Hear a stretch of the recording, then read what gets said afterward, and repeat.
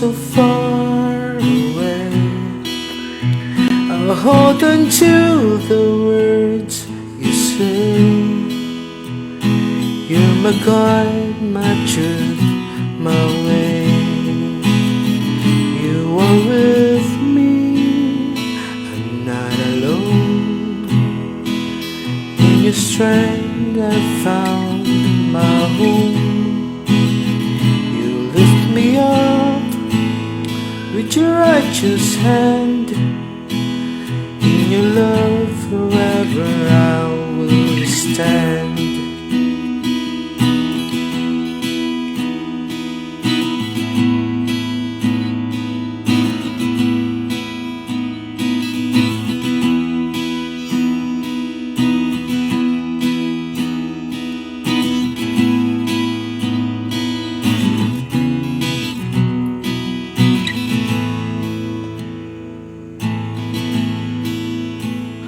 When my heart feels lost in pain, you bring peace like gentle rain. You're my friend, my closest guide. With you always by my side. Through the storms and trials I face, I find shelter in your grace. With each step you lead the way. In your arms will always stay. You are with me, I'm not alone. In your strength I found my home. Your righteous hand, in your love forever I will stand. In your secret place I stand, held by your love, safe in your hand. Your shadow hides me from all fear.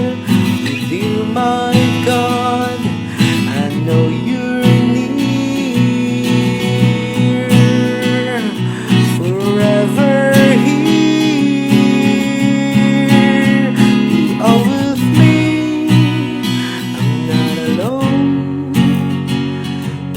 strength I found my home. You lift me up with your righteous hand. In your love forever I will stand. In your hands I find my rest. In your love I'm truly blessed. No fear, no doubt take me down, for in your charge I wear my crown.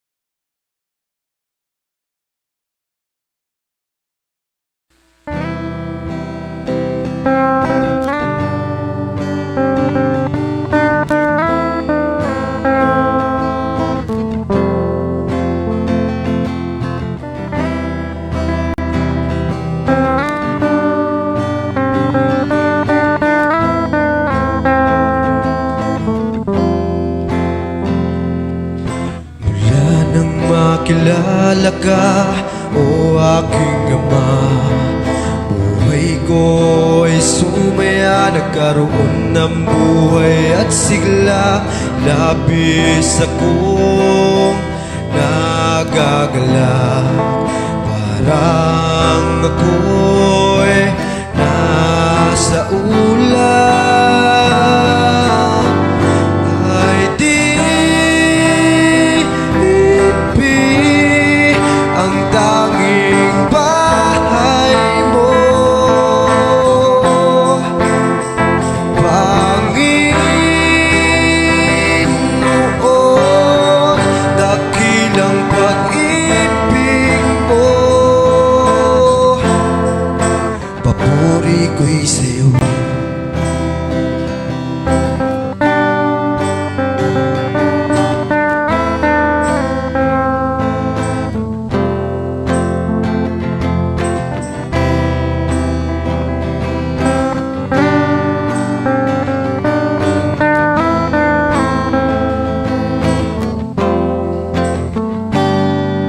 Sa bawat pagdahak sa mundo, ang sandata ko ay ang aral mo. Dumating man ang mga dilubyo, kakayanin ko, ito'y dahil sa'yo. Ay di ang tanging bahay mo, Panginoon, dakilang pag-ibig mo. Ay di ang tanging bahay mo, Panginoon, dakilang pag-ibig mo. Papuri ko'y sa'yo. Papuri ko'y sa'yo. Papuri ko'y sa'yo.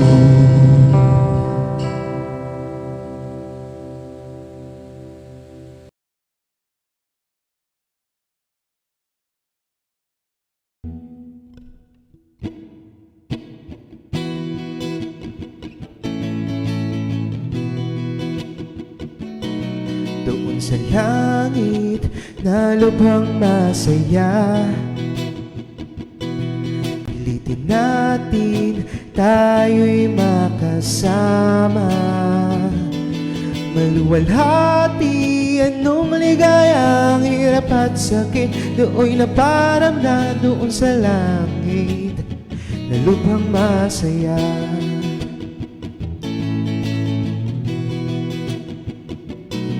Kaya kapatid, ang puso'y tibayan, baka madaya ng ibon ni Satan. Sa paligid, isip ay talasan ng hindi masabit sa iyong paghakbang. Kaya kapatid, ang puso'y tibayan. Tunay na buhay, do'y malalasap, na walang hanggan na hindi kukupas. Mayang manalang siyang pangarap, ng bawat may nais na sa dusay maligtas.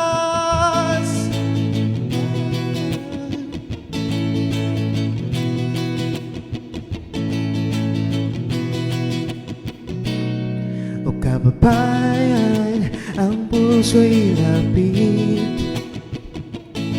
sanang dati iyon ang itangis. Darating na si Kristong pag-ibig, sa langit ang aliw kay makasapit. O kababayan, ang puso'y lapit. Tuloy na buhay, do'y malalasap na walang hanggan na hindi kukupas. Bayang manalang siyang pangarap ng bawat may nais na sa dusay maligtas.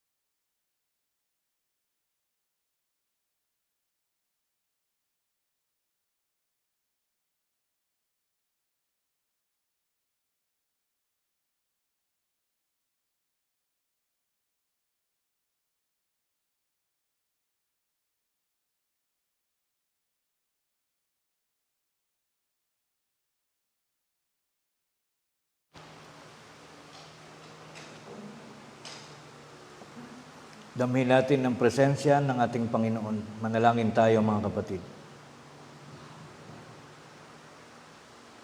Panginoon aming Diyos, amang makapangyarihan sa lahat, muli po ay sumapit ang mabuting pagkakataon, ang araw na siyang iyo pong itinalaga upang ang bawat isa sa iyong mga alipin sa pagkakataong ito ay muling maglaan ng aming mahalagang sandali upang muli kaming magkita-kita, matipon sa bawat dako na aming kinaroroonan sa umagang ito,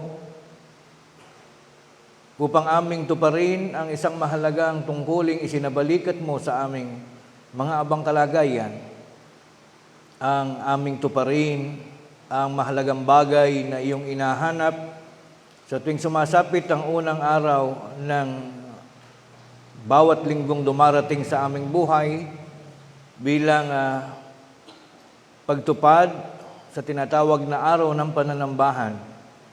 Naririto kami amang banal at nagdadala ng iisang antas ng aming mga kasabikan at kaligayahan. Sinikap namin kami maglaan ng aming mga paggayak at mga pagkilos upang kami makarating sa mga dakong pinagsasagawaan ng aming mga pananambahan. Gayon din sa aming mga kapatirang nasa kani-kanilang mga tahanan at gumaganap din ng ganitong mga kaparaanan. Ipinararating namin sa iyong banal na kaitaasan, amang banal, ang aming mga tao sa pusong pasasalamat. Alang-alang sa napakaraming mga biyaya at mga butil ng kagandahang loob na patuloy na walang sawa mong ipinanagumpay na ipinarating sa kalagayan ng bawat isa sa iyong mga anak. Salamat po, amang banal, sa pananatili ng aming mga hiram na buhay mula noon hanggang sa kasalukuyan, hanggang sa panahong ito'y tinataglay po ng bawat isa sa amin. Salamat din sa mga pinagmumulan ng mga kalakasan at kasiglahan ng aming mga pag-iisip, sa mga butil ng mga biyaya na nagsisilbing mahalagang pangangailangan, tumutugon at tumutustos sa lahat ng aming pangangailangang material, mga pagkain sa aming mga hapagkainan at iba't iba pang mga bagay na siyang tumutustos sa lahat ng aming mga pangangasiwa sa araw-araw ng aming mga buhay. Tunay, Panginoon, na wala kaming ibang kinikilalang pinanggagalingan ng lahat ng mga biyayang ito, kundi Ikaw, Panginoon, na siyang lumikha rin sa amin, sa iyo ang lahat ng mga bagay. Kaya sa pagkakataong ito, wala kaming maituturing na anumang kayamanan na magiging sapat na maipambabayad namin sa aming mga kautangang loob. Maliban sa ganitong pangyayari na sa tuwing sumasapit ang araw ng pananambahan, ang anumang aming gawain ay pansamantala naming iniiwan.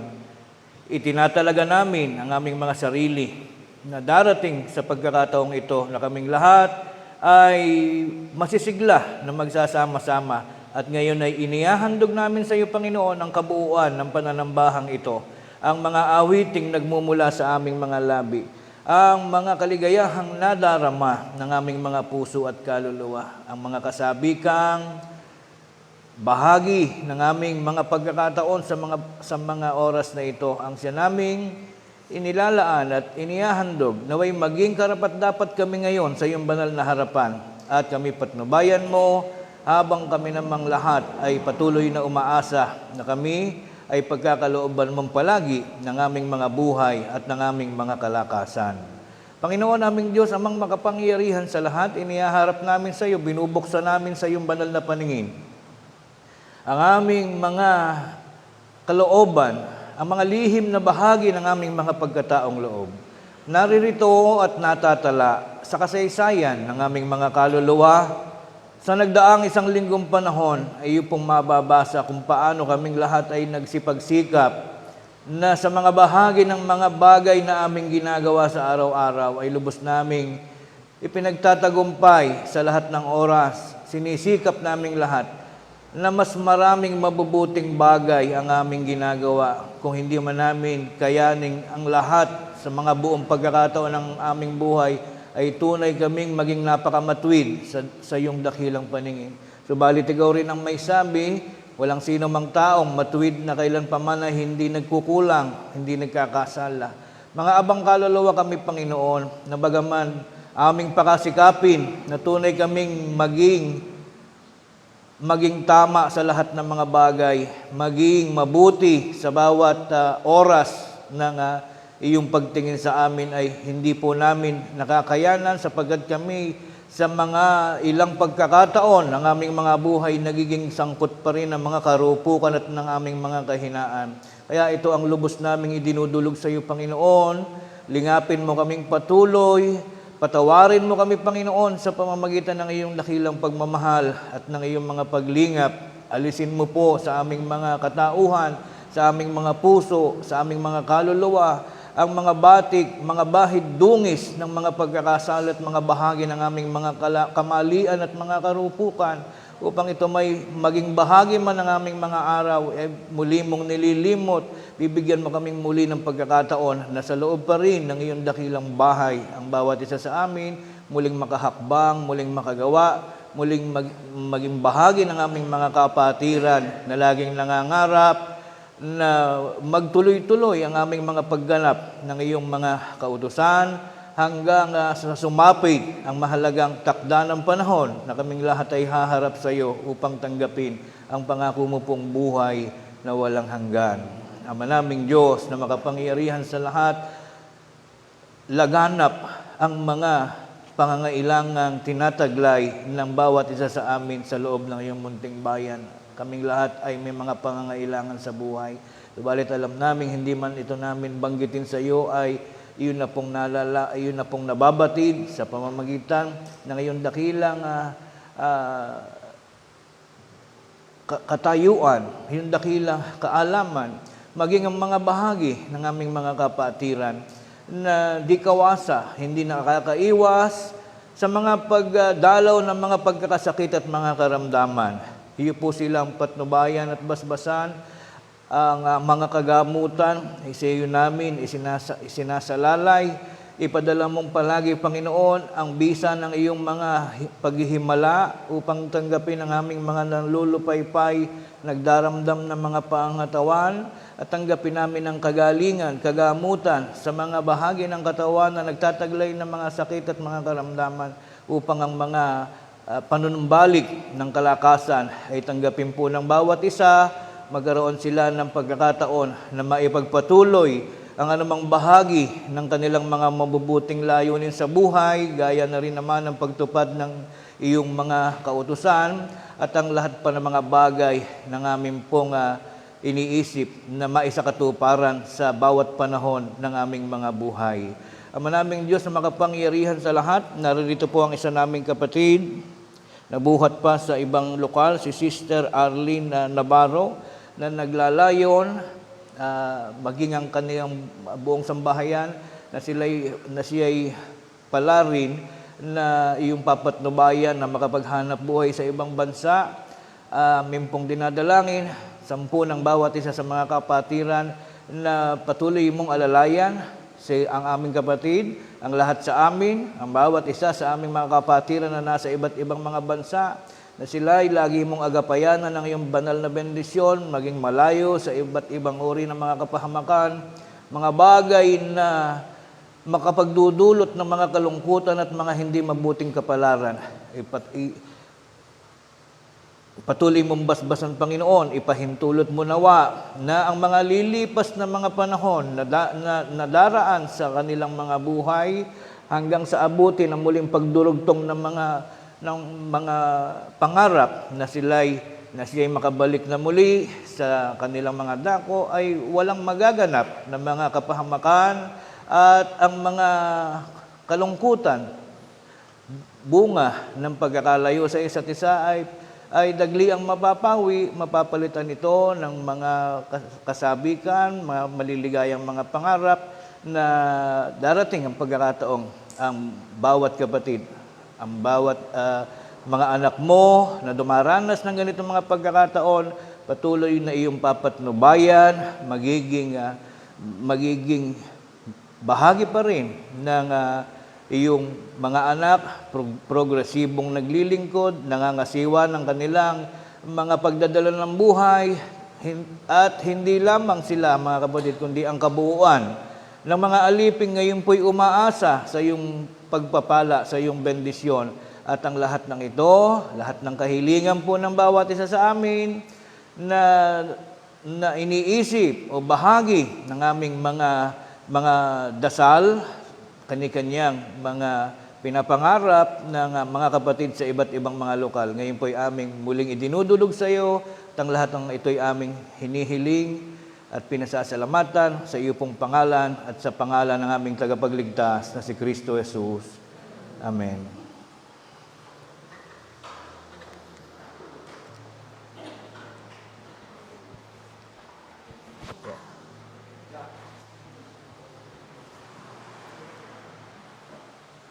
Good morning mga kapatid, maligayang araw ng muling pagtitipon. Para naman sa iba nating mga kapatid sa ibang bansa na ngayon ay gabi, maligayang araw din. Maligayang gabi, maligayang araw ng pagtitipon at pagsamba sa ating Panginoon. May natanaw akong mga bisita pa rin natin mula sa San Vicente. Maligayang araw din sa inyo lahat. Gayon din ang mga kapatid natin sa iba't ibang mga bansa, bahagi ng ating OFW group. Sa lahat pa rin ng mga naka-view sa atin sa araw na ito, welcome po kayo na nakakapanood sa ating Sunday online service. Kumusta po kayong lahat dyan? Pati ang mga kasamahan nating mga mangangaral sa iba't ibang mga lokal, hello po sa inyo.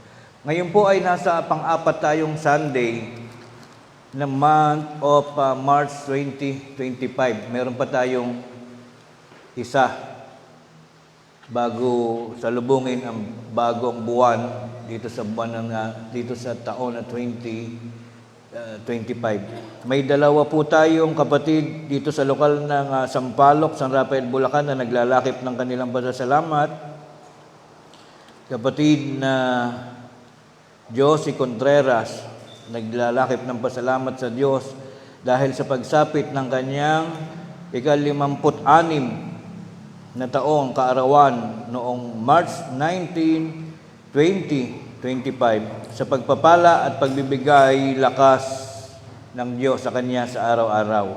Gayon din naman, naglalaki pa rin ng handog na pasasalamat sa Diyos si Sister Marian Carandang dahil sa pagsapit ng kanyang kaarawan noong March 11 at sa mga pagpapala, pagliligtas sa araw-araw. At ang buong pangasiwaan, buong mga kapatiran sa loob ng iglesia ay nakikiisa sa inyong mga pasasalamat. Ang ating pong paksang tatalakayin ay binalangkas ni kapatid na Reynante Santiago. Ang pamagat po ay gaya ng ating mababasa sa screen.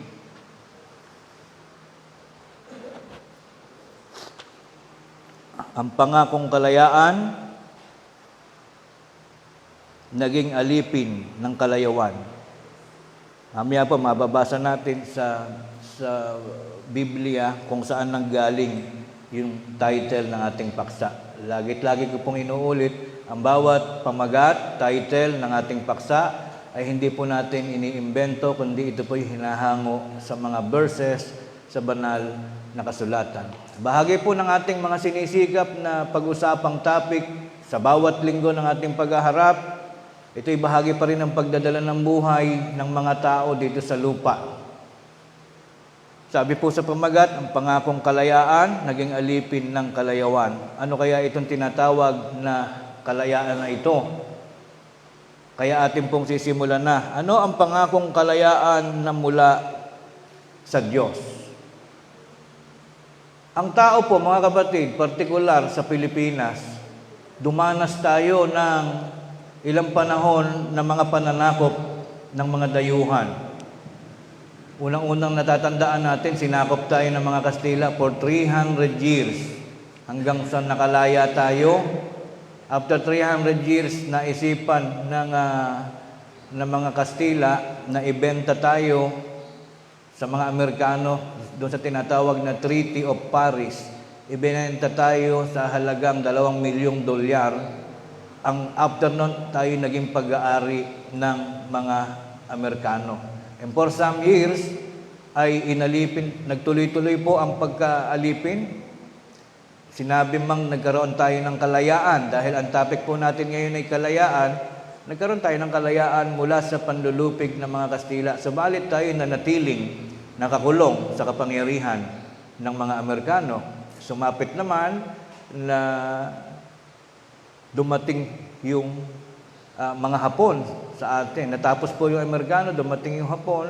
Hapon naman ang alipin sa atin. So hindi pa rin tayo lubos na nakararanas ng tinatawag na kalayaan sa buhay when it comes to material kind of living. Sa pamumuhay ng mga ninuno natin, marami talagang mga Pilipinong mga matatanda noong araw na hindi halos nakaranas ng buhay na kasing laya natin sa panahong ito.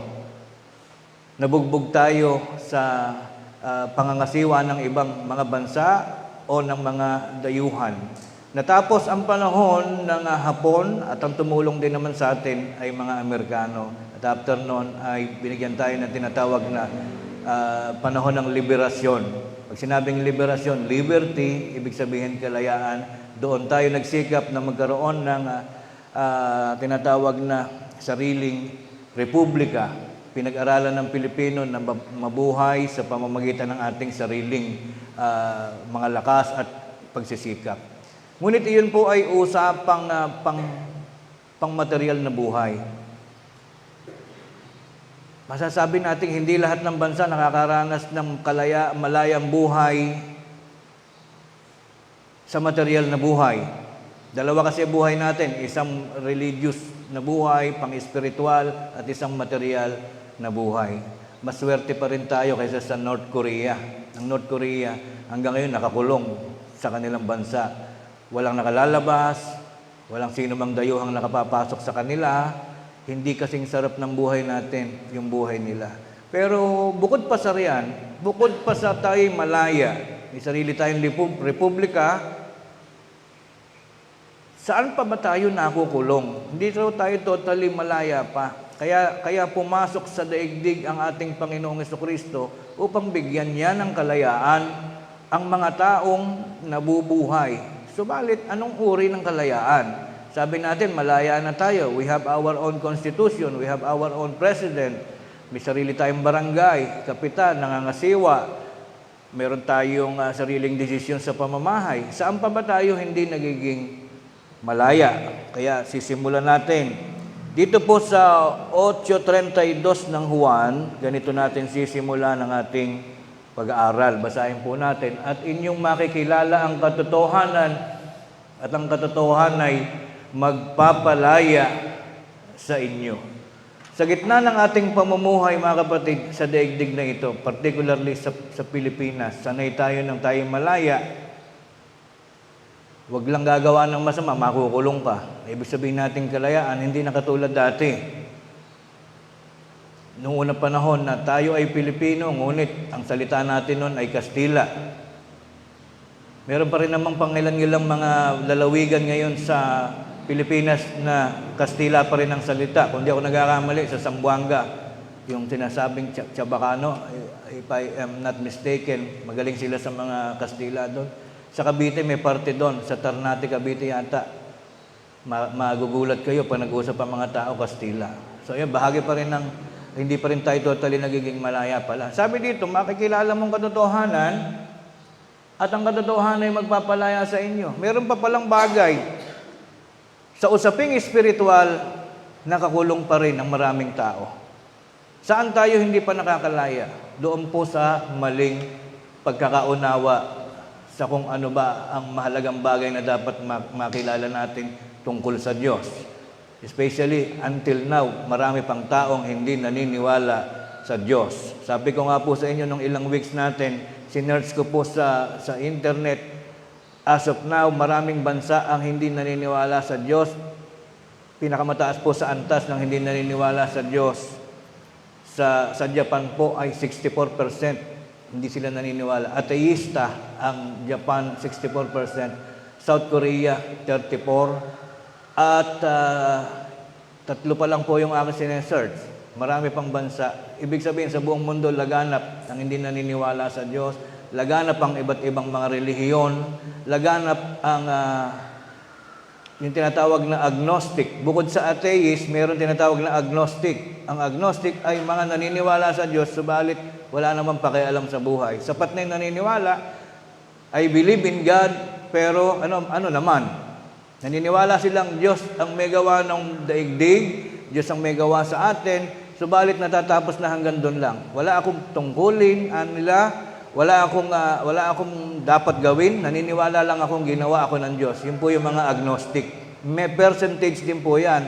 Kaya pag hinanap nyo sa internet yung percentage, kaunting-kaunti lang ang nagtsatsagang katulad natin na nakabukod sa isang category na tayo ay religious person, naniniwala sa Diyos. Mga 18% lang po tayo sa buong mundo na nagtsatsaga, na nagtitiis. At yung 18% na yon, iba-iba pa pangalan. Doon tayo nakakulong sa ating sariling kayabangan, sariling prinsipyo na nabubuhay ako, hindi ko naman sinabing kung sino gumawa sa akin, hindi ko naman pinag-utos sa kanila na gawin ako. Therefore, nandito ako sa mundo, nabubuhay ako, tumatanda ako, nagtatrabaho ako, wala akong utang na loob, wala akong utang kahit kanino. Yun po ang naging prinsipyo ng maraming tao sa ngayon. Hindi sila sumasamba, hindi sila sumisimba, wala silang pakialam sa Diyos. Ang pakialam lang nila yung buhay, yung makapagtrabaho at sumweldo, at yung mabuhay lang sa mundong ito at intay na lang yung mamatay. Ganun po yung tao. Nakakulong sa maling prinsipyo. Meron po palang dapat tayong makilalang katotohanan. Ano ba talaga ang pangyayari sa mundo? Ano ba talaga dapat nating makilala, ma-realize, para tayo maging malaya sa malao ng pagkakulong sa maling prinsipyo ng buhay. Tuloy po natin, may sinasabing magpapalaya. Sino po ba ang mahalagang persona sa Biblia na nagpapalaya sa tao? Sa tinatawag na maling pagkaunawa sa buhay, spiritual na buhay. 5:1 ng Galacia, puntahan po natin.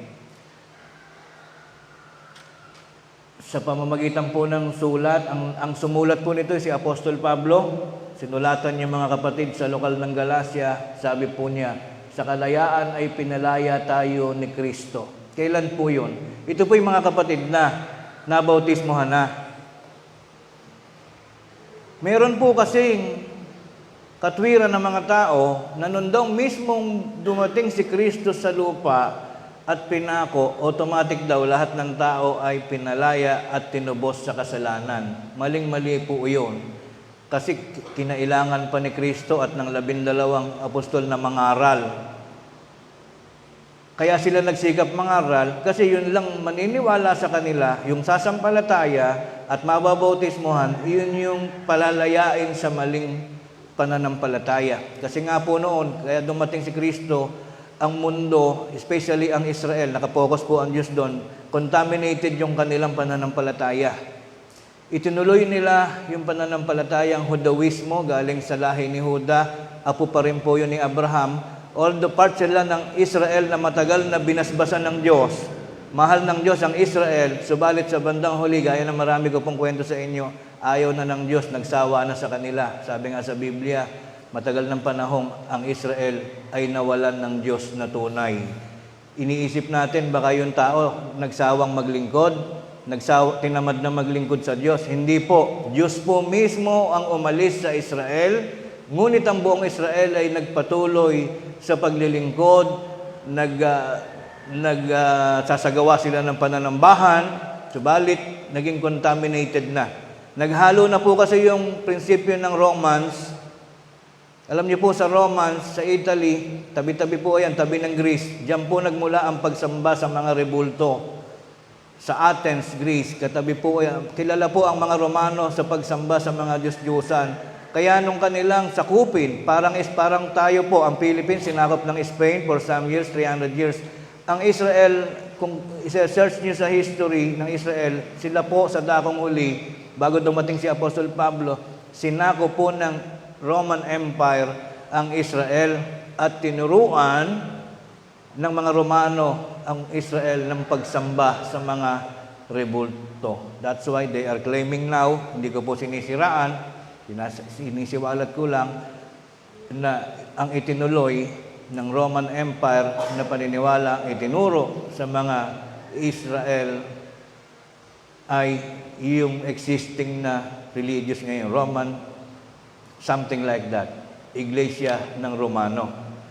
So, ang nangyari po, dumating si Kristo upang palayain ang mga tao dahil sa maling contaminated na relihiyon. And up to now, I am asking you, tina-challenge ko kayo, I am challenging you now, hanapin nyo sa cellphone ngayon, sa itaas ng messenger, ilagay nyo, ano ang religion ng majority of Israel this present time, at 2025. Type nyo, kahit Tagalog naman, pwede dyan, ano ang relihiyon ng mga ng marami sa Israel ngayon? Lalagay po dyan, 64% ng Israel ay Judaism. Ibig sabihin, yung pinagmamalaki ng Roman Catholic, I'm sorry to say, hindi po ako naninira. Sabi kasi nila, sila nagtuloy ng Iglesia ni Kristo. Nung tumaas daw si Kristo sa langit, iniwan ang mga tao, sumama sa Ama, itinuloy daw ng Roman Catholic ang Iglesia. I beg to disagree.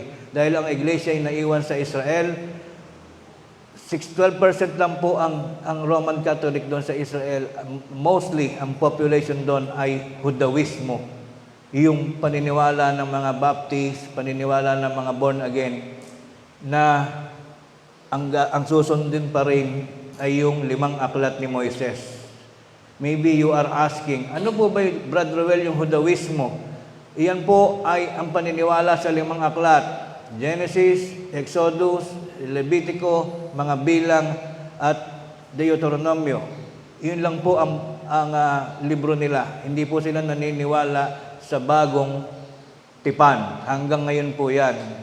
Kaya iniisip ng ating Panginoong Kristo noong time na yon, nakakulong ang tao sa maling paniniwala. Kaya pinalaya po niya bumaba dito. Kaya nung siya'y namatay, hindi totoong lahat ng tao ay pinalaya.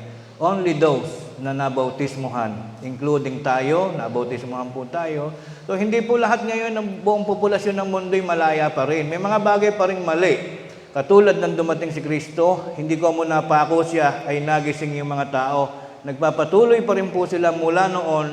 Pagdating ni Kristo, Judaismo na relihiyon hanggang ngayon 2025, ang Israel, greater percentage ng population, Judaismo pa rin. 5 aklat lang ang Biblia nila. So, hindi pa rin malaya. Next. Sabi sa 5.1, sa kalayaan ay pinalaya tayo ni Kristo, yun lang pong nabautismuhan, ha? Hindi pa po lahat, hindi buong mundo. Kasi sabi ng iba, ngayon ay panahon ng Kristyanismo. So lahat daw ng Kristiyano sa buong mundo lumaya na. Mali po yun. Kung mali naman ang paniniwala nyo sa ibang bagay, hindi ka pa rin Kristiyano. Only those na nabautismuhan sa pangalan ng tamang iglesia. Tatanungin po tayo, ita-challenge tayo, ano ba ang iglesia ang dapat na pasukan ng tao? Matalino po ang Diyos. Bago pa magkagakagalit ang tao sa mundo, bago magrehistro ng kung ano-anong pangalan, noong pa lang panahon na yun, ipinasulat na sa Biblia, sa unang Timoteo 3:15, ipinasulat na ng Diyos kung ano ang pangalan ng iglesyang ipakikilala sa buong mundo. Basahin po natin. Ngunit kung ako'y magluwat ng mahabang panahon ay upang malaman mo kung paano ang dapat sa mga tao. Sino yung tinatawag na tao? Tao sa buong mundo. Hindi lang dito sa Bulacan, hindi lang sa Quezon, hindi lang sa Santa Maria. Ito po'y tao sa buong mundo na tuturuan ng mabubuting pag-uugali at pinarehistro ng Diyos sa Biblia ang pangalan ng iglesyang yan na hindi nakilala ng tao. Ano pangalan ng bahay ng Diyos? Iglesia ng Diyos na buhay, haligi at suhay ng katotohanan. Balik mo sa 5:1. Kaya nga po maraming tao nagtataka pag dumadaan dito, ano ika yung pangalan na yan pagkahaba-haba. Ang pangalan natin pinagtatawanan ng tao, hindi nila alam, yan yung pangalang nakasulat sa Biblia. At ang lahat ng pangalan ng religion sa buong mundo, hindi mo mababasa sa Biblia. Meron po magsasabi, Brad, meron pong mababasa sa Roma 16:16, Iglesia ni Cristo. Alam niyo po ba ang katotohanan, tunay na istorya kung ba't nasulat yung Romans 16:16, Iglesia ni Cristo? Kasi nung panahon na yon, nalilito ang tao. Dumating si Kristo, ang Iglesia pinangungunahan ni Moises. Ang tawag ng mga tao, Iglesia sa ilang, Iglesia ni Moises. And during that particular time na hindi po nawawala ang Iglesia ni Moises, dumating siya, nag-establish siya ng bago for identification purposes, para wag malito ang tao. Pag sumusulat siya, binabati kayo, ay magbatian kayo ng banal na halik sa barangay, binabati kayo ng mga Iglesia ni Kristo, to emphasize na ito yung bagong iglesia, na hindi ito yung luma na iglesia ni Moises. Ito po'y pagkakakilanlan lang dahil nung panahon na yun, wala pang apelyido, hindi pa uso apelyido. Kaya i-trademark lang para ma-identify ang bumabati sa inyo'y mga iglesia ni Kristo. Hindi ibig sabihin yun yung opisyal na pangalan. Sapagkat yung dalawang iglesia na yun parehas na sa Diyos. Iglesia ni Moises, sa Diyos yun yun yung Israel Iglesia ni Moises, hindi kay Satanas yun, sa Diyos din yun. Itong iglesia ni Kristo, sinasabi sa Romans 16:16, ito yung iglesia na pag-aari ng Diyos, na ang opisyal na pangalan isinulat sa Timothy 3:15, iglesia ng Diyos na buhay. So yung pong nasa Romans 16:16, hindi siya opisyal pangalan. Parang yung bahay namin, pag mga batch ko ang nagsabi, bahay ni Ruel. Pagkakaklase ni Brian yung pumunta, bahay ni Brian. Pagkakaklase ni Brad Daay ang nagpunta, yun ay bahay ni Daay, bahay nila Daay. For identification purposes, pero hindi ibig sabihin ay iyon yung opisyal na pangalan. Kaya wag tayong malilito. Ang Iglesia ni Cristo naman, hindi papayag sa paliwanag kung sasabihin nila, talagang ang pangalan ng Iglesia ni Cristo. Bahala sila sa buhay nila. Ngunit ito po'y bahagi ng kalayaan na sinasabi sa atin. Ang mundo ngayon ay hindi pa rin malaya.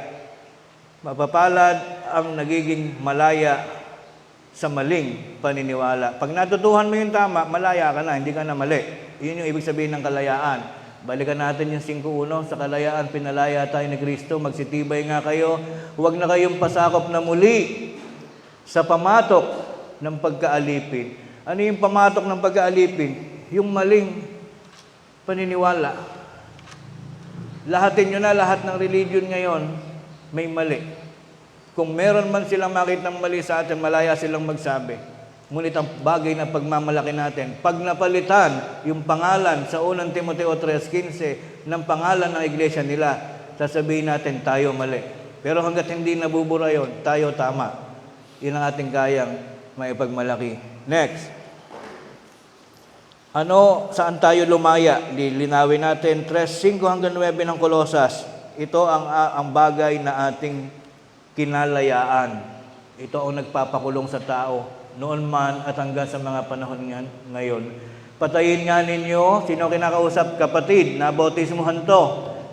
Pag hindi pa kapatid, nakakulong pa. Wala kang responsibility na sumunod sa batas kung hindi ka pa naman miyembro. Just like in the school, kukuha ka lang ng exam kung naka-enroll ka, kung estudyante ka. Ngunit kung ikaw naman ay sit-in, hindi ka naman naka-enroll, hindi mo kailangang kumuha ng exam.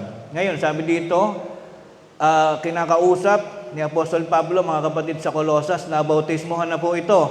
Nakalaya na po ito sa mga maling gawa, maling pananampalataya. Katulad po natin, meron tayong responsibility sa ating buhay. Ano yon? Patayin ninyo ang inyong mga sangkap ng katawang na nga sa ibabaw ng lupa, pakikiapid, karumihan, masamang pita, masamang nasa, halos pare-parehas yun, masamang pita, masamang nasa, kasakiman, na iya'y pagsamba sa mga Diyos-Diyusan. Kung iisipin nga natin, ba't ba nung habang tumatanda ang mundo, ang tao nagiging sakim? From the start, mundo ang may-ari sa tao. Dalawa lang ang tao pag-aari ng mundo eh. Si Eva at si Adan. Ngayon, tao na may-ari sa mundo. Napatituluhan na lahat. Pati gilid ng dagat, pati 100 islands. May mga titulo na bawat isang bundok. Pumunta ka sa bundok ng Cordillera, meron dong may dalang mga mayayami, may dalang mapa, may dalang blueprint ng mga titulo. Ang tao ngayon ay naging sakim. Dumating sa mundo, pinatituluhan yung mundo, kanila yung mundo. Samantalang purposely, from the start, mundo ang may-ari sa atin. Katulad din ng iglesia, itinatag ng Diyos ang iglesia para tayo ariin. Baliktad na ngayon, ang tao nagtatayo ng sarili nilang iglesia. Kaya tayo, mapalad. Dumating tayo dito, may iglesia na sa mundo, nakaregister na sa Bible, papasok na lang tayo. Maraming tao, nagpo-produce ng iba't ibang mga pangalan para sumikat. Lutheran Church, si Martin Luther, sikat nung araw, nagpagawa siya ng religion niya, nakapangalan sa kanya. Marami ngayon, mag-search kayo, mga church na ang pangalan ay pangalan ng founder. Halimbawa, Pedro Penduko Church. Sa halip na God ang bigyan ng pagbati o ng pagsikat, pangalan nila ang inilalagay. Sabi ko nga sa inyo, madaling makilala kung sino yung mga ganong mga pasikat. We are Filipinos. Dapat hindi mawawala ang pagka-Pilipino mo pag pumasok ka sa religion. Pero merong religion, pag bininyagang ka, magiging Romano ka. Hanapin niyo yung religion na gano'n ng pamagat, ang umpisa Roman. Doon pa lang mali na. Next, pakikiapid, masamang nasa, kasakiman, iyay pagsamba sa mga Diyos-Diyusan. Number 1 yung kagalit ng Diyos, pagsamba sa Diyos-Diyusan. Colossus 3:6, na dahil sa mga bagay na iyan ay dumarating ang kagalitan ng Diyos sa mga anak ng pagsuway. Ayan, yung mga in-specify lahat ng mga bagay na nagiging kulungan ng tao. Sa ating susunod na bahagi ng ating pag-aaral, bakit mula sa pagiging malaya? Ang pamagat ng ating paksa, balik mo uli. Habang ang tao daw ay nagiging malaya, nababao naman sa kalayawan. Iyan po ang ating papasukin. Ito'y para sa ating lahat. May hula sa Biblia na kapag ang tao ay nakakilala, pag naging malaya na, delikado lagay mo. Baka naman ikaw ay magsawa, mapunta ka sa kalayawan.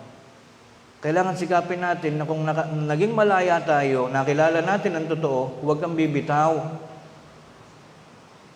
Kasi pag bumitaw ka, wala ka nang pupuntahan uli. Sabi po ng mga Baptist, kaya maraming miyembro ang Baptist at born again, ang kanilang doctrine, pag pumasok ka sa kanila, ginagamit nila yung talata na kayo'y ligtas na, kayo'y malaya na. Ibig sabihin, never na raw nasasama. Pag daw sinabi ni Jesus na ikaw'y ligtas na, ito yung lagi niyo marinig sa kanila ha, beware of this. Mga pastor na ganito, sasabihin sa inyo, pumasok kayo sa amin. Pag pumasok kayo sa amin, tanggapin nyo lang si Kristo bilang personal na tagapagligtas. Kung mabautismuhan kayo ng 2025 at namatay kayo ng 3,000, ng year 3,000, mula noon, ligtas na kayo. Wala na kayong worry na baka sumama pa kayo. Ang ibig sabihin, hindi ka na raw sasama. Pag sinabi ng Diyos ni Kristong ligtas ka na ngayon, pag namatay ka, langit ka agad. Dito po sa mga susunod natin pag-aaralan, malalaman natin na hindi pala totoo yun. Kaya ang tao naman, gustong-gusto sumama sa kanila. Sino ba naman ang taong ayaw na pag namatay sa langit pupunta? Di ba lahat tayo gusto natin sa langit? Kaya mas maraming tao pumupunta sa born again, pumupunta sa Baptist. Dahil doon, pag nabautismuhan ka, forever ka nang ligtas. Hindi mo na kailangan maglingkod. Ngayon, basahin natin ang susunod. Bakit kaya delikado lagay natin? Tayo na nga yung naging malaya, tayo pa yung mauuwi sa kalayawan. Meron bang aral na gano'n? Basahin nga natin, Santiago 1:14 hanggang 15. Kundi ang bawat tao ay natutokso. Ito kasi ang pagkakagawa sa atin eh. Hindi niyo napapansin yung pusa, walang eskwelahan ng pusa. Yung kuting, pag nakatayo na yon, ngayon kasi puro sementado na eh. Pero ako naobserbahan ko nung araw na buong bakuran namin, lupa. Isa ang instinct ng pusa, kahit kuting. Pag yan ay dumumi, kakalkalin niya yung lupa, tatabunan niya yung kanyang dumi. Ang tawag doon, instinct. Yung mga bata, nakikinig lang yan ng mga language ng magulang. Kahit hindi pa nag-aaral, makita mo, matututuhan niya yung language ng magulang. Kung English ang pinag-uusapan, English siya magsasalita kahit hindi pa nag-aaral. Kung Hapon ng tatay, Hapon ng nanay, pinapakinggan lang ng bata. Pag nagsalita yan, Hapon din. Ang tinatawag na instinct. Ngayon yung pagiging tao natin, tayo raw, may instinct tayo, ugali, na tayo'y matutuksuhin. Pag sinabing, magda-diet na ako ngayon, 3 araw lang nag-diet, after 4 days, kakain na naman ng marami. Walang tao na hindi malapit sa tukso. Vulnerable kung tawagin. Lahat ng tao, ganito ang capacity. Madampian ka lang, makalabit lang, papayag na. Marupok tayong lahat, mga kapatid. Tayong marupok. Dahil sa marupok, baka naman ngayon, anya na malaya na kayo, naalaman nyo na tama, saka pa kayo magkaloko-loko. Maraming ganyan. Marami tayong kapatid. Kung kailan naalaman yung totoo, tinamad ng tinamad, 30 taon ang sumasamba, tinamad na, kung kailan pa tumanda, saka pa nawala. Iyon ang nilalaman ng ating paksa. Baka kung kailan ka lumaya, saka ka pa nagkaroon ng buhay na malayaw. Pag sinabing malayaw, wala nang rules, walang batas, walang iglesia, walang Diyos, wala lahat. Malayaw na eh. You are free for everything. May freedom ka na sa lahat. Hindi ka nasasamba, wala ka nang iintindihan. Yun yung kalayawan ng buhay. Sabi dito, ang bawat tao ay natutokso pagka nahihila ng sariling masamang pita. Hindi yung barkada mo hihila sa'yo eh. Sa una, maiinggit ka sa barkada. Sa sarili mong isip, babangon ng masamang pita. Ba't nga ba ganon? Dati, hindi ka marunong magsugal. Nagtsatsaga ka sa ang ulam may dilis. Nagtsatsaga kang mag-ipon. Nung makita mo kumpara mong biglang yumaman sa talpak, biglang yumaman sa scatter, araw-araw kumikita ng 30,000, 50,000, nagkaroon ka ng masamang pita. Pwede pala yon. Pahiram ng GCash, 500, itataya mo ngayon yun sa sugal. Nakaranas ka ngayon ng kita ng 50 mil isang araw, dinire-diretso mo na. Yun yung masamang pita. Sarili. Sino ang maglulubog sa tao? Pita ba ng iba? Hindi. Sarili mong masamang pita. Pag nahihila na masamang pita at nahihikayat, pwedeng mahikayat ka ng iba, pwedeng sarili mong isip. So beware of this. Bahagi ng paksa ito, tayo ang delikado. Mga kapatid, sa damit po ba, alin ang delikadong dumumi? Yung dati na madumi o yung bagong laba? Siyempre, yung bagong laba, di ba? Yung dati na marumi, kahit bumagsak yan sa alikabok hindi ka magwawari kasi lalaban mo naman yan eh. Eh yung malinis na, di ba pag nakaputi tayo, lalo na yung mga nurse, yung mga pumapasok sa trabaho na bawal madumihan, talagang iniingatan yan. Kasi yung malinis, mas delegadong dumumi. Eh sino yung pinagbabawalan na sana'y huwag nang mabalik sa kalayawan, huwag nang mabalik sa dating pagkakulong, bunga ng masamang pita, tayo po na naging malaya. 15. Kung magkagayoy ang kahalayan, sa una, gustong-gusto lang yan, mahalay. Ang ibig sabihin ng mahalay, yung bawal. Mahalay, pag kumakain, yung nagsisigawan magkakapatid. Mahalay, yung pag kumakain daw ay nangungulangot. Maraming ganyan, di ba? Mayroong bansa na kahit na nasa harap, nakapormal, pag gustong umutot, uutot sa harap. May mga things na mahalay, hindi tinatanggap. Maraming bagay na mahalay. Ibig sabihin na mahalay, huwag mong gawin kasi sa isip pa lang, bastos na, mahalay. Although hindi mo pa totally ginagawa. Bawal yon. Sa una, ang mahalay pa lang. Pag nagtuloy-tuloy, maglilihi yung kahalayan maglilihi. Parang gustong-gusto mo nang gawin. Pupunta yung dalawang kumpare mo, may dalawang manok, sasabong. Pag-uwi, ang daming grocery. Hindi ka sumama kasi mahalay sa buhay ng isang bahagi ng iglesia, di ba? Nahahalayan ka kaya hindi ka sumasama. Dumalas ng dumalas. Sumunod na balik ng kumpare mo, nakakotse na. Nagpapagawa na pala ng bahay doon. Nanganganak ngayon, naglilihi yung halay. Hanggang pag naglihi, nanganganak ng kasalanan. Ma-try nga, para naman hindi ako mukhang tanga. Just for the purpose of knowing it, sumama sa sabungan. Nanganak. Yung pagkahilig na yon, kasalanan, pagkamalaki na, namumunga ng kamatayan. Wala na, nahulog na ron. Hindi ka na makalulusong doon. So ito po ay mga part ng pagwa-warning, pagbibigay guidelines sa ating lahat na kung tayo man sa ating paligid, marami tayong nakikitang tao. Ang pinag-uusapan yung delikadong bagay, buhay na malayaw, hindi po sila ang delikado. Tayo ang delikado sapagkat tayo nilinis na ng Diyos ng minsan mula sa ating dating kasalanan. Yung pong nilinis sa atin, tandaan po natin hindi tayo araw-araw malinis. Nung tayo nilubog sa bautismo, ang nilinis lang sa atin yung previous nating kasalanan. Then afterwards, mula nung araw na yon, mag-iingat ka na dahil everyday pwede kang dumumi. Kaya ayan yung mga payo sa kapatid. Mabuti pa yung dati kang nasa labas, pwede mo pang gawin noon yung mga maling gawain kasi hindi ka pa naman nakakakilala ng katwiran. Pero pag nakakilala ka na, malaya ka na, ingatan mo yung sarili mo, dudumi ka. Yung patutunayan natin na mali ang mga Baptist, mali ang mga born again, na pag pumasok ang malinis, habang buhay ka ng malinis. Sumasama pa rin po yun. Puntahan po natin ang ilan pang mga pagpapakilala. Ito patunayan natin. Ikalawang Pedro 2:20, magsusumigaw sa buong kapuluan ng Pilipinas at buong mundo. Mali ang paniwala ng Baptist na pag pumasok ka, habang buhay ka ng malinis.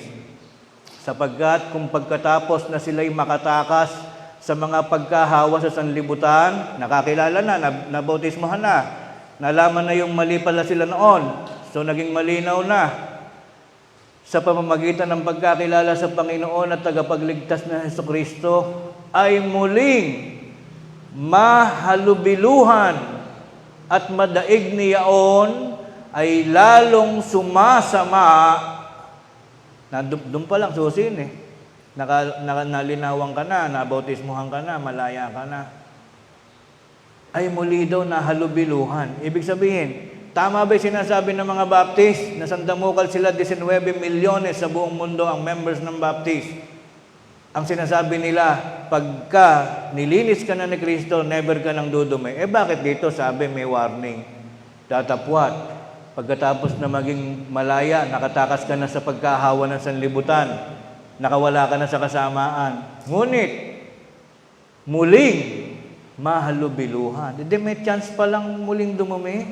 Hindi pala totoo yung sinasabi ng mga born again na pagkadami-daming milyon din ang mga born again sa buong mundo. Tayo ko konti lang, pero hindi pinag-uusapan yung bilang. Mali ang paniniwala nila na pag sumama ka sa kanila, forever kang malinis. Dumudumi pa rin po. Sabi dito, let us go back to the topic. Malinis ka na, ngunit muling nahalubiluhan at madaig niyon, napadaig ka na, hindi ka na sumamba, tinamad ka na, nagsawa ka na ng kaabuloy, nagsawa ka ng kadadasal, nawalan ka na ng tiwala sa relihiyon mo, ang gusto mo na lang self-service, magbabasa na lang ako ng Bible, ayoko na ng pastor, yun ang ginawa mong desisyon sa buhay, bumitaw ka, ang kalagayan mo, lalong sumasama ang taong iyon. Yung dating mabuti ay dating masama, naging mabuti, sumama uli. Alam niyo po ba yung tao na yon, mas masama pa siya kaysa nung araw na hindi pa siya nakakakilala. Lalong sumasama ang huling kalagayan nila kaysa nung una. Mabuti pa, hindi ka nakakilala.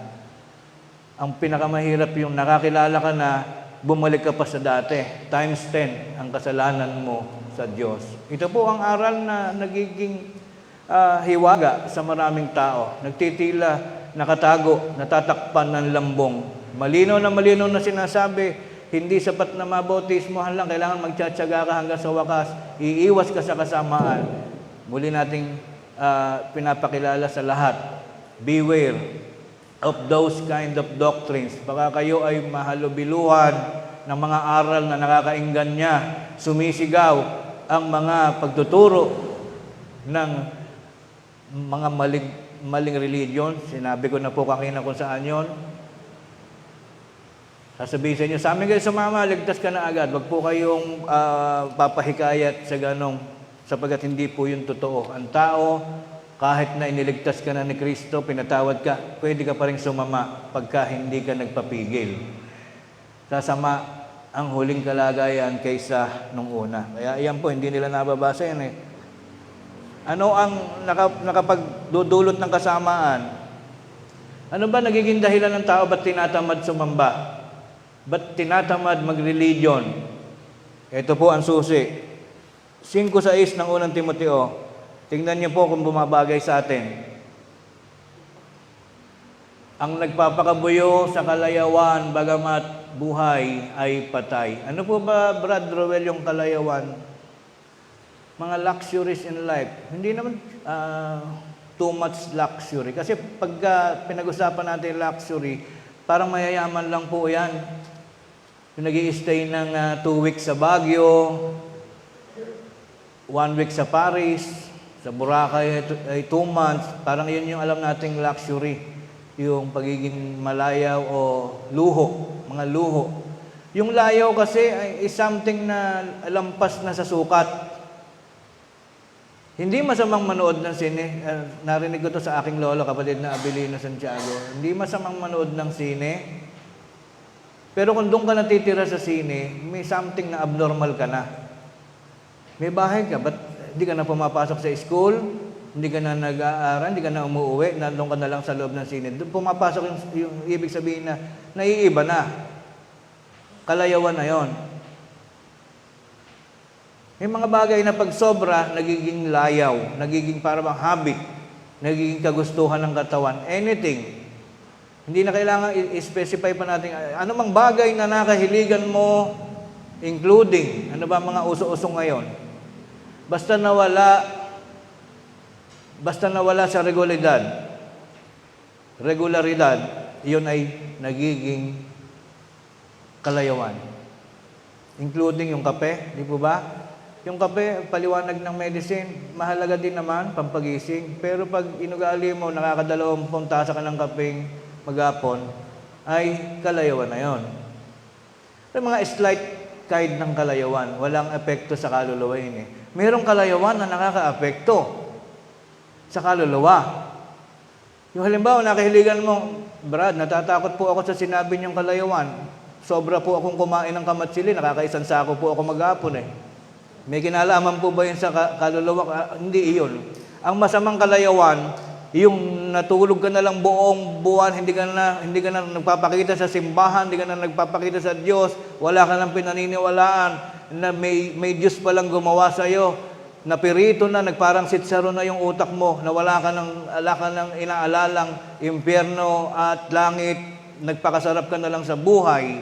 Ang gusto mo ay lagi na lang nakatuwad, lagi na lang ikaw tama, lagi na lang ikaw magaling. Puro kalayawan na nangyari sa utak mo. Nawalan ka na ng Diyos, nawalan ka na ng paniniwala sa Biblia.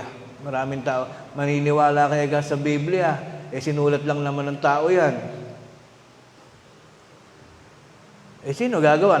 Kung kalabaw ba susulat ng Biblia, paniniwalaan mo. Di lalong hindi. Hindi ba? Wala kang makikitang matinong trabaho sa mundo pagka hindi tao gumawa. Talagang Biblia, yung Biblia, tao talaga ang gumawa. Pero ano magagawa natin? Iyan ang kinamulatan natin, nagsasaysay ng katotohanan. Kailangan nating manampalataya dyan. Yung pong kalayawan na sinasabi, hindi yung kalayawan na mahilig ka manood ng Itbulaga for 3 hours every day. Hindi, walang kinalaman sa kaluluwa yun eh. Ang kalayawan na isipin natin, yung magiging malayaw ka sa buhay na hindi ka na nakakaalalang sumamba. For 6 days, malaya ka ng ginagawa, tapos diniprive mo pa ang Diyos, Sunday, it will only take 2 hours, hindi mo pa napagbigyan ng Diyos. Yun po'y malayaw na uri ng pamumuhay. Sumosobra ka na. Yung ba namang simpleng oras lang bibigay ka sa Diyos ng oras, di mo pa magawa. Ikaw na pinakamalayaw na tao sa buong mundo. Kaya tayo pinagtatawanan ng ibang religion, especially Roman Catholic, sabi sa atin, ba't kayo mga iglesia ganyan? Para kayong sasakit ang tiyan pagka hindi nakasamba. Sobra daw tayong maarte. Kaya hindi tayo maarte. Binibigay natin sa Diyos yung para sa Kanya. Just like, kaya tayo may bedroom sa bahay, pagdating ng oras na tutulog, saan ba tayo pumupunta? May matinubang taong natulog sa ibabaw ng lababo. Maliban na laseng. Wala. Pag matino ang tao tinantok, saan pupunta? Saan magre-report? Sa kama. Pagka papasok sa trabaho, since may sasakyan ka, ang matinong tao, saan pupunta pagpapasok sa trabaho? May sasakyan ka, di sa sasakyan. Magre-report ka sa sasakyan mo, dadaling kita sa trabaho. Ang matinong tao, when it comes to the issue of costume, kahit saan ka pupunta, ano muna gagawin mo? Magre-report ka sa damit, sapatos. Kahit naka-Amerikana ka, wala ka naman sapatos, ang ibig sabihin, ang tawag sa ito, tanga. Lahat ng taong matino, nagre-report sa anumang bagay na kailangan mong gamitin sa panahon na yon. Bakit sa simpleng bagay, nagre-report ka sa kutsara, sa plato pag nagugutom ka? Nagre-report ka sa banig pag inaantok ka? Bakit yung batas sa Biblia na tuwing unang araw ng Sanlinggo na siya namang gumawa ng buhay mo, lahat na sinasabing mong blessing, lahat ng mabubuting bagay sa buhay mo, Diyos ang may gawa. Simpleng bagay, magre-report ka lang sa Diyos. Tuwing linggo, hindi mo pa nagawa. Yan ang kasalanan ng tao, nagiging malayaw. Pag medyo nainitan sa tanghali, lalo ngayon, mataas ang antas ng init. Pag may pera, ano yung uso ngayon? Mango, ice mango, bla bla. Marami ng klase kasi. Nung araw kasi, plastic balloon lang laruan namin nun eh.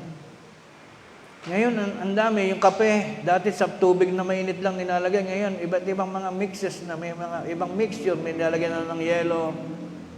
Nung araw, iba tawag na, snowcone yata, tawag namin nung elementary doon. Ngayon, ang dami ng mga flavors. Ibig sabihin, maluho tayo masyado, malayaw. Pag sa simpleng bagay, bumibili tayo. Ito ang kulang natin sa buhay. Pinaka-list of priority natin yung magsimba, yung sumamba. Saka na lang, next week na lang. Hindi naman pala sumasakit ang tiyan pag hindi sumasamba eh. Sinubukan ko ekang pumasok sa school, kumuha ko exam, pero hindi ako nakasamba. Hindi naman ako bumagsak, pumasa din. Kaya ako natutuwa sa isang bisita natin ngayon from Mulanay, Quezon, mag-ama sila. Siya ay mag-a-abroad. From Quezon, nagpunta pa sila dito. Just, can you imagine the pamasahe? 1,000 ang pamasahe nila. Masama lang daw sila sa panalangin kung ganon sila kataas manampalataya. Di ba nakaka-goosebump yun? Kaya si Sis Bioli, papalitan yung pamasahe nila mamaya. Joke lang kayo.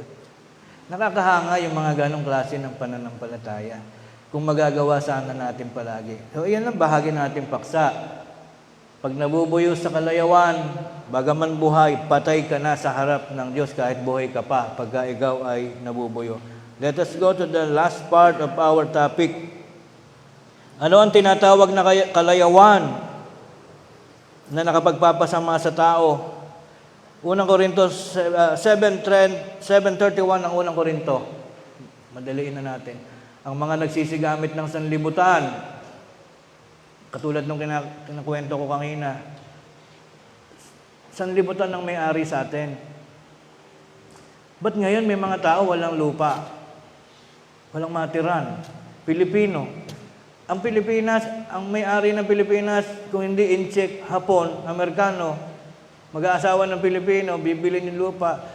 Yun talagang tunay na Pilipino, walang matirhan. Ang tao sobra sa paggamit ng sanlibutan. Na-focus ang ating isip sa buhay na ito.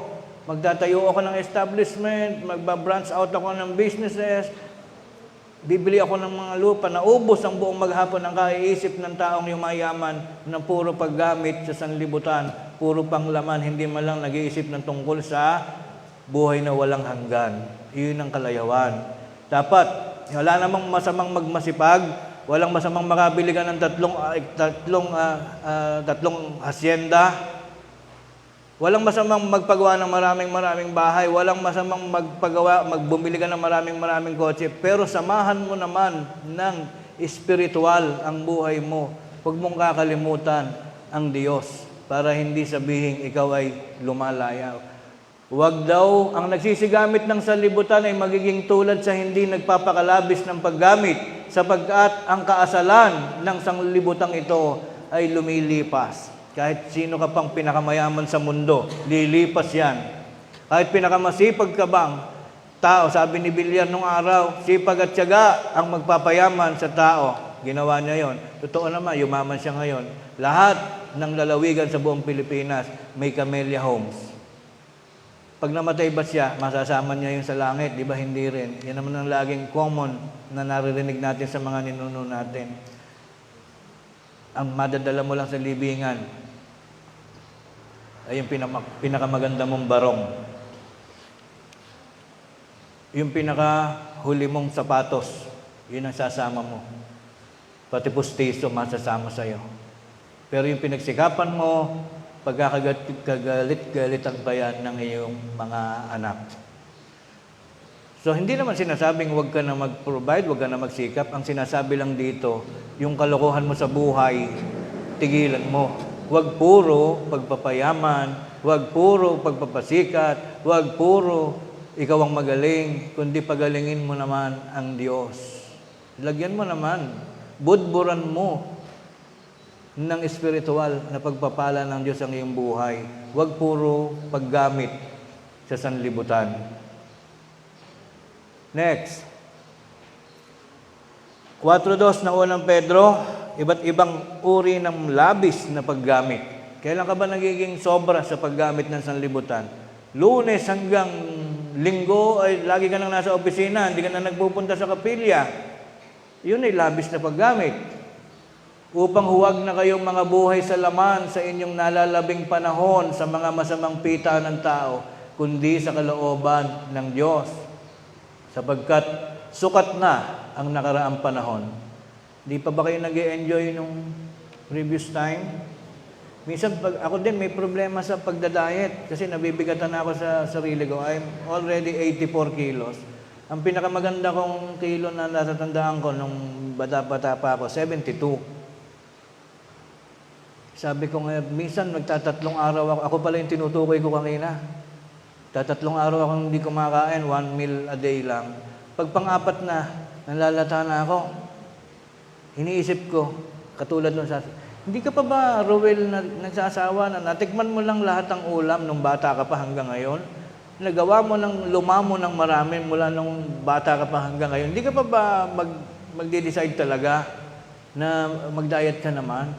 Eh, ang Biblia pala ganun din, sabi, hindi pa ba sukat? Hindi pa ba sapat? Sukat na ang nakaraang panahon, nag-enjoy ka na nun eh. Ba't mag-enjoy ka pa hanggang ngayon? Ba't ngayon, hindi ka pa ba nagsawa sa sabong? Hindi ka pa nagsawa sa kalayawan? Sa pagtulog? Sa kung ano-anong kalokohan mo in replacement of your best activity that should be done during Sunday? Dapat sumasamba ka pag Sunday. Pero mula Lunes hanggang Linggo, walang pagbabago. Hindi pa ba sukat na raw yung dating panahon? Hindi ka pa ba tumitino? Sabi dito, sukat na ang nakaraang panahon upang gawin ang hangad ng mga hintil. Lumakad ka sa kalibugan, masamang pita, mga paglalasing. Hindi ko bibilisan kasi tatamaan ako. Ba't po kayo umiinom, mga lalaki? May tama lahat dito, ano? Papaliwanag natin. Ang pinag-uusapan, lasing, hindi inom. Si Kristo, saka sa Bible, from Genesis, up to hanggang kailan mo buklatin ng pages, pag may sinabi diyan na mga piging, mga kapistahan, pagdiriwang, si Kristo nga, gumawa pa ng alak sa tapayan. 5,000 ang kanilang visitors, ang kanilang alak ay isang tapayan. Sabi, hindi kakasya to. Ang ginawa niya, at tinawag niya yung kanyang katiwala, nagpahakot ng maraming tubig.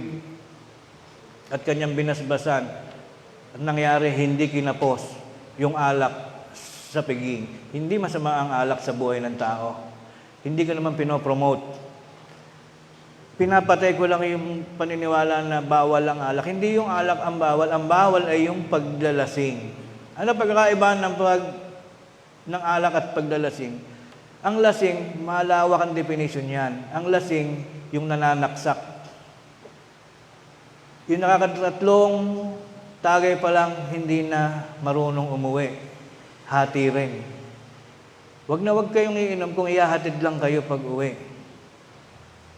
Yung umuwi, bukas ang siper, amoy suka ang damit. Nahuhulog yung sasakyan sa bukid. Yun ang mga lasing. Sa subdivision, magkakamukha ang kulay ng bahay, magkakamukha ang size. Sa pintuan ng iba na uuwi.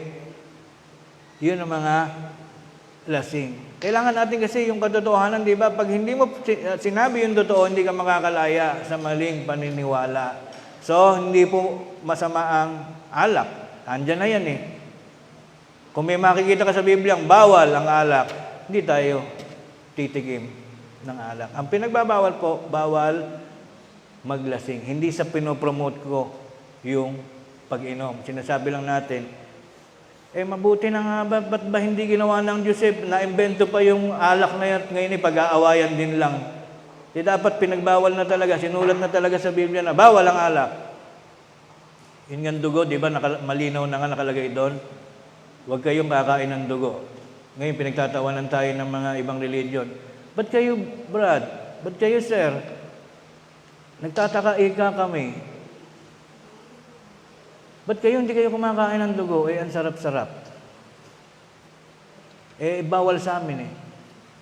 Sabihin nila, sa tingin nyo ba, pag hindi kayo kumain ng dugo, mapupunta na kayo sa langit? Yun lang ba ang batas ng Diyos?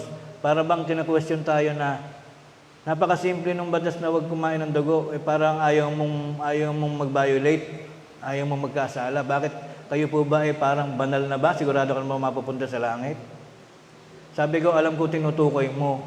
Sa amin sa iglesia, maraming batas. May mataas na batas, may maliit na batas. Iyang hindi pagkain ng dugo, simple lang yan. Pero pag iyan pa naman ang hindi ko pa nagawa, napakasama ko na. Pinakasimple na lang na batas yung hindi ka kakain ng dugo, hindi mo pa magawa.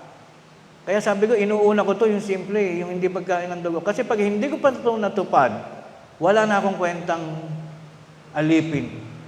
Napakahirap na sundin ng mataas eh. Ano ba yung mataas? Maniwala ka sa Diyos, sumampalataya ka sa Diyos, manalangin ka't magpasalamat, araw-araw, bago kumain, bago matulog, pagkagising, hindi mo nagagawa. Doon ka na lang aasa na may nagawa kang matinong bagay sa maghapon. Ano yun? Hindi po ako kumain ng dugo. Very good. Kesa naman buong hapon wala kang nagawang matino, wala kang nasunod na batas. Hindi na lang pagkain ng dugo, hindi mo pa nasunod. Napakasama mo ng tao. Kaya nataway kausap ko.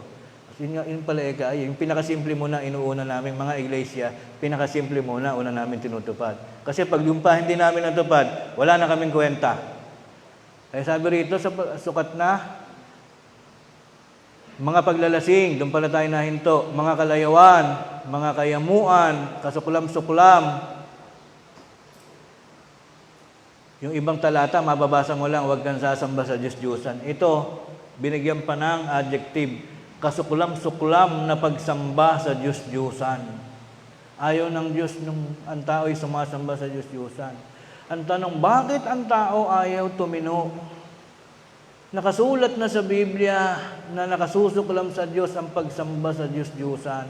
Pinagtatawanan pa rin tayo ng tao. Hindi niyo po ba naiintindihan na ang rebulto ay para lang picture ng nanay mo? Na kaya po kami may picture ng poon sa wallet, parang picture ni nanay na hinahalik-halikan mo dahil alam mong nanay mo yon. Maganda ang psychology, maganda ang banat, ang logic na tinatawag. Ang tanong, yung bang picture ni Kristo doon na nakapako sa krus, sigurado ka bang iyan ang mukha ni Kristo? Wala namang camera nun. Bakit may picture ka ng Diyos Ama na may balbas? na nakaputi. Ang sabi sa Biblia, ang Diyos ay espiritu, walang laman, walang buto. Bakit tumanda? Kaya alam niyo mga kapatid, hindi niyo ba napag-uusapan minsan ng mga kaibigan niyo? Ako kay 30 years old na, 20 years old na. Ang pakiramdam ko, para pa rin akong bata. Yung isip ko, hindi tumatanda. Naalala niyong bata pa kayo, 4 years old, hanggang ngayon, yun pa rin ang pakiramdam niyo. Because ang spirit ay hindi tumatanda. Walang aging process ang spirit. Ang Diyos ay hindi tumatanda. The same with us, ang nawawala sa atin pag namamatay tayo, yung spirit within ourselves, yan yung pakiramdam mo araw-araw na hindi tumatanda. Pero pag tinignan mo yung tao tumatanda, siya nakayuko, hindi na makalakad, yung salita niya medyo mabagal na. Pero ang isip niya, noong time na yun at nung siya bata pa, hindi yun nagbabago. Katulad mo rin, katulad natin. Ganon ang Diyos, walang aging. Tayo, kaya pinatatanda ang katawan, para sumunod tayo sa cycle of life, kailangan nating mamatay para may papalit naman sa atin. Kasi pag hindi tayo namatay, mapupuno ang mundo. Pag nag-anak tayo mag-aabot-abot tayo dito, wala na tayong matutulugan. Kaya obligasyon ng ating kasaysayan na tao ay tumatanda at mamamatay at may papalit. Ngunit ang espiritong nasa loob natin, hindi yan nagkakaedad. Kaya pag nakita-kita tayo sa langit, as spirit, as kaluluwa, puro tayo same age. Yung tatay mo, kasing tanda mo rin. Kasi ang kaluluwa, ang espiritu, hindi tumatanda. Ang kaya lang gawin ng kaluluwa, matuwa at malungkot, pero hindi tumatanda. Kaya pala, ako nga kahit na 54 years old ako, naalala ko nung kinder ako, mangungulangot ako, Ay, yung pakiramdam ko. Pag ngayon ginagawa ko, parang ako din yung kinder na yun. Hindi ako tumatanda sa isip. Kaya hindi mo masisi ibang tao. May nakasama kami sa ospital. Isang time na may kasamaan sa bahay na na-ospital, nasa tawag dito yung ward. Yung ward na pwede lahat, yung marami. Meron dong isang matandang babae, 72 years old ang kanyang edad. Puro Hello Kitty yung kanyang gamit. Sapin ng kama, Hello Kitty. Sinelas, Hello Kitty. Yung unan, Hello Kitty. May jacket siya, may gano'n din. Sabi nung anak, yan ang gusto ni Lola. Abutan pa ng Lola mo Hello Kitty. Baka 40 years old na si Lola mo nung mauso Hello Kitty. Yun namang Lola, naka-lipstick pa, very proud siya. Kasi hindi mo siya masisi, ang isip niya kasi, pang Hello Kitty pa rin. Pero pag nakita ng ibang tao, ang tanda-tanda mo na, yun yung sinasabi kanina, hindi ko mo nararamdaman mo, hindi ko mo gusto mo, ay hindi mo isasayos. There are things in life na mahalay na sa ibang tao. 82 years old ka, magsusuot ka na halimbawa miniskirt, magsusumba ka na bakatang bulig.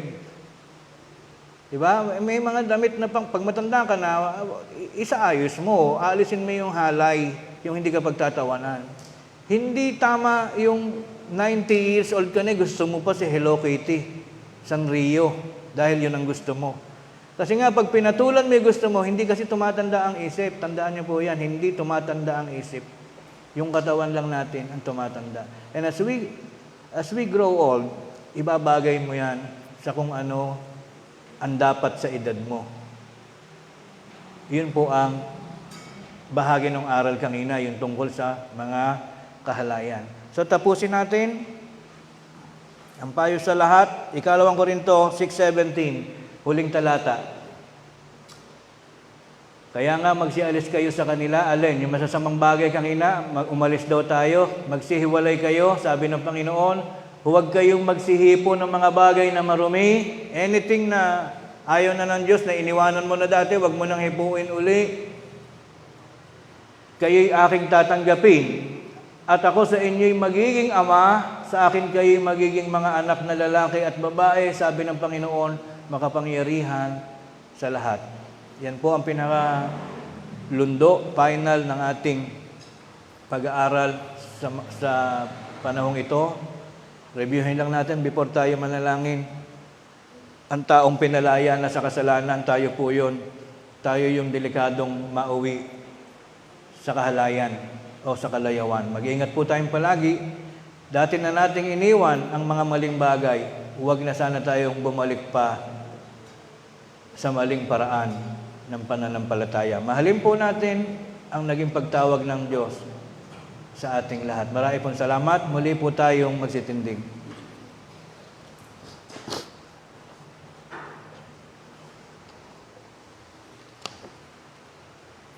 Panginoon naming Diyos, amang makapangyarihan sa lahat, marami pong salamat sa mabiyayang pagkakataon na dulot ng iyong banal na Espiritu.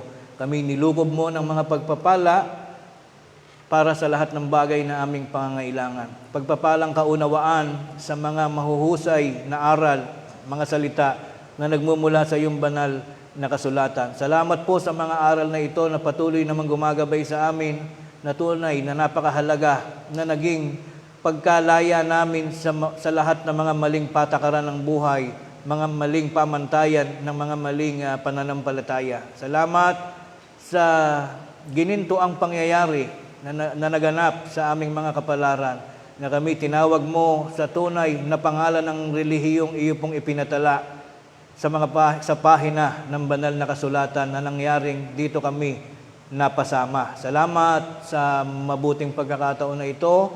Kami naman ay muling magpapaalam sa isa't isa upang harapin namin ang mga panibagong araw, panibagong mga bendisyon at mga biyaya na aming tatanggapin sa panibagong papasok na isang linggong panahon. Kami po naman ay hindi mahihiya na muling humingi ng pagtulong sa iyo, bagaman kami po'y naniniwala naman na hindi man namin hilingin sa iyo lahat ng bagay, ito po'y kusa mong pinagkakaloob sa amin.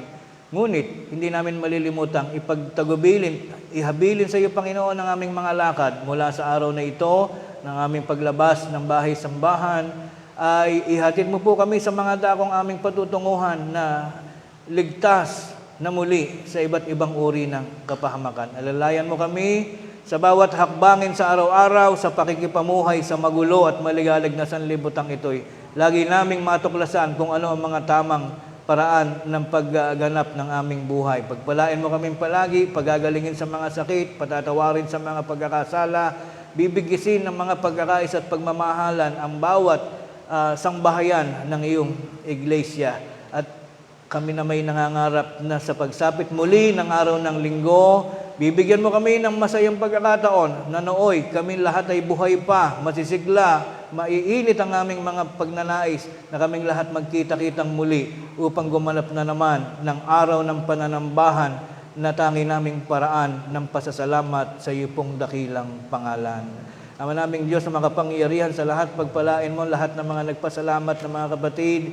Bendisyonan mo po, Panginoon, ang lahat ng mabubuting mga bagay, pagkaganap ng kanilang mabubuting layunin at mga panalangin sa buhay. Hindi lamang mga taon ng buhay ang iyong idagdag sa kanila, kundi mga kaganapan ng kanilang mabubuting layunin, pagkaligtas sa mga kapahamakan, karamdaman, magkaroon ng mabubuting mga pangarap pa rin hanggat hindi natatapos ang mga pagtataglay namin ng buhay sa sanlibutan ito. Ilalayo mo sa mga kapahamakan ang bawat isa sa amin. At muli, Panginoon, ang lahat ng ito, walang sawa naming pinasasalamatan sa pangalan mo at inihiling namin sa pangalan ni Jesus na aming tagapagligtas. Amen. Mangyari pong pumunta sa harapan, mga kapatid, na nagpasalamat. Hinihiling ko na rin si sister, pumunta ka na rin dito.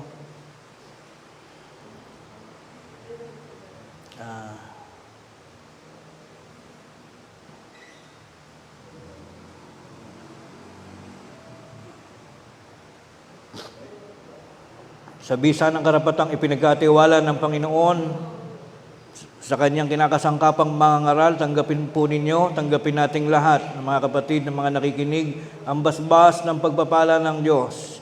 Pagpalain nawa kayo ng Panginoon at ingatan kayo, paliwanagin nawa ng Panginoon ang kanyang mukha sa inyo at mahabag sa inyo. Ilingap nawa ng Panginoon ang kanyang mukha sa inyo at bigyan kayo ng kapayapaan.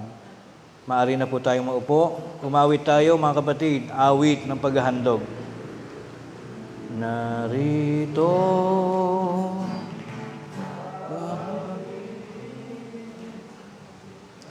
na iyong alipin at na pipisan ang iyong piling. Dalangin, awit ay inihain. Sana ay marapat din. Banal na handog ang tanging alay ng iyong lingkod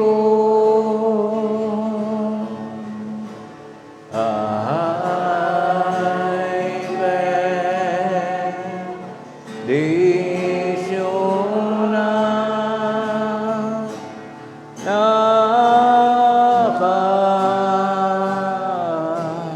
yan ang kaloob. Ang handog na ukol sa Espiritu ay tungkulin ang lingkod ni Kristo upang ipahayag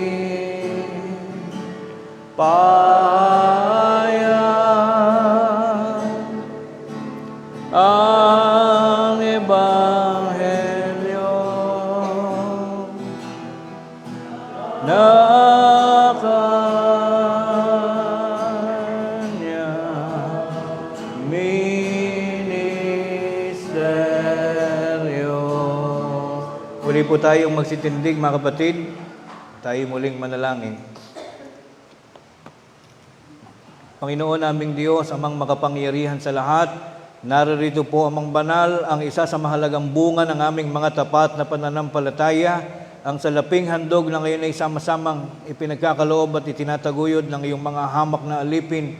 Bagaman, aming nababatid na hindi man ikaw ang siyang tuwirang gagamit ng salaping ito, ito'y amin pa rin inihahandog sa iyo, Panginoon. Pinapangarap ng iyong buong bayan na ito nawa ay magsilbing isang samyong kalugod-lugod na ngayon ay makasasapit sa iyong dakong sinapupunan upang maghatid ng karagdagang kapurihan at kaluguran sa banal mo pong pangalan.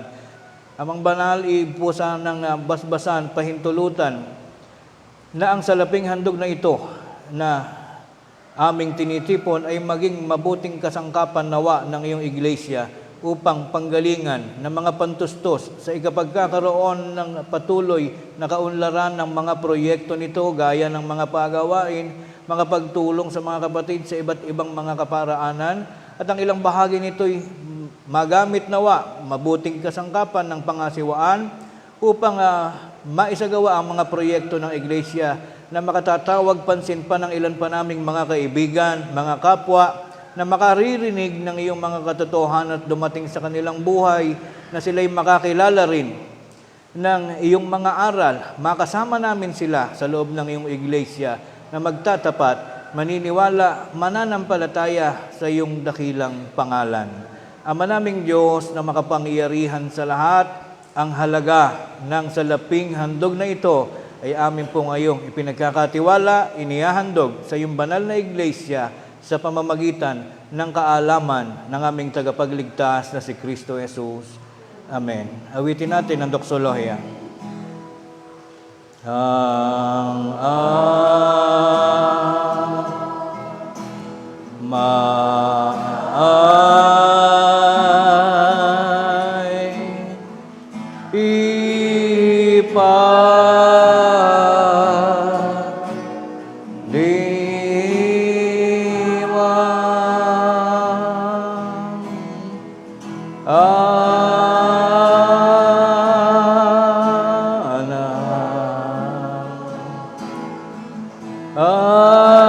ay parangalan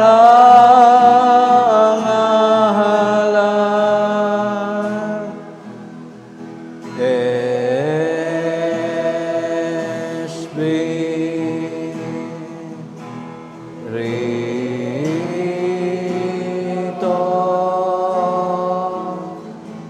niya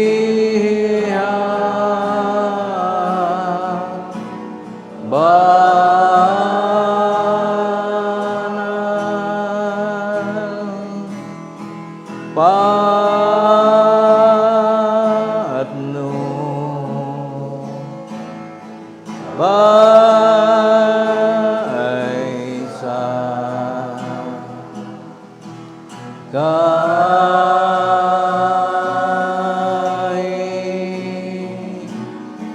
na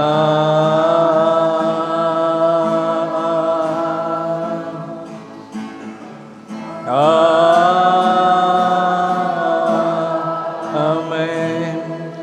At ngayon, sa bisa ng karapatang minsang ipinagkatiwala ng Diyos sa kanyang kinakasangkapang mangangaral, naway tanggapin natin ang walang hanggang pag-ibig ng Diyos Amang sumasa mga langit at nawa ang kanyang biyaya at pagliligtas sa pakikilakip ng kanyang banal na Espiritu ang siyang patuloy pa ring maghari sa ating mga buhay mula ngayon at magpakailan paman.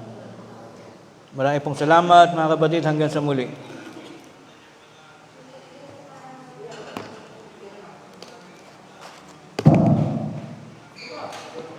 Brian, usapin mo sila. Pakainin mo muna. Pakainin mo muna ang lunch.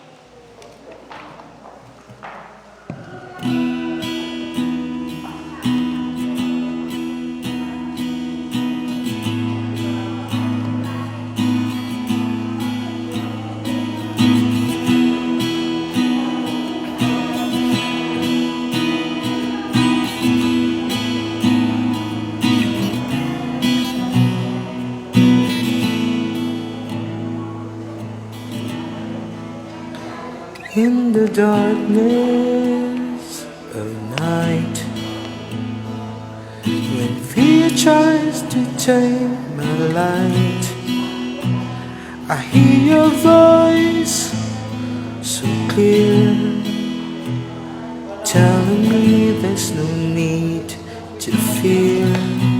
Ano kahaba? When the world feels cold and gray, Kailan ba ang labas niyan? and hope seems so far away, Sige, ingat kayo. I'll hold on to the words you say. You're my guide, my truth, my way. You are with me, I'm not alone. In your strength I found my home. You lift me up with your righteous hand.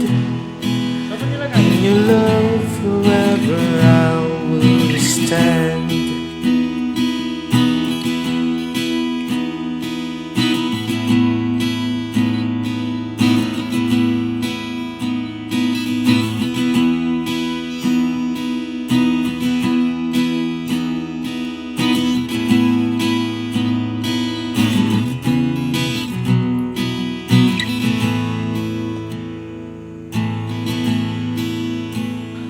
When my heart feels lost in pain,